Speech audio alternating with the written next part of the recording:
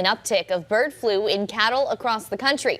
With livestock featured at many upcoming fairs, including the Big E, Western Mass News reporter Abigail Murillo is getting answers on what precautions are being taken to keep people safe. The latest strain of bird flu is sweeping the nation and infecting not only wild birds, but livestock, including dairy cows and even humans. With fair season approaching in Western Mass, organizers are keeping an eye on the guidance coming from public health officials. The most important thing is to make sure that the flu doesn't come to the area. Now, we can't control that, but we can monitor it.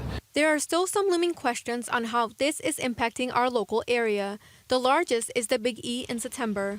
Western Mass News spoke with Gene Cassidy, the president and CEO of the Eastern States Exposition, and he shares with us how they will be protecting livestock from the virus. It's our most preeminent concern, keeping the animals safe, keeping our fair patrons safe as well. So we have very close connections with the USDA. So between the agriculturalists, the departments of agriculture, both at the state level and the federal level, they will be monitoring and reporting to us.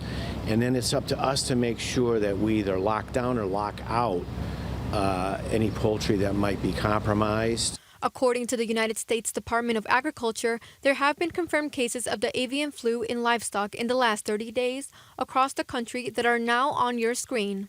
The Centers for Disease Control and Prevention also report 9 human cases of bird flu this year. And while there have been a few cases affecting chickens in Massachusetts, Cassidy is addressing any concerns by assuring everyone that their staff is closely monitoring guidelines and restrictions. We're very effective at that. We've had to deal with the bird flu now for many years. We've had a lot of experience with that, and we've also had experience here at the Eastern States, obviously, with bovine flus and equine flus. So it's something that we're used to, and you know, we have to keep our barns very clean.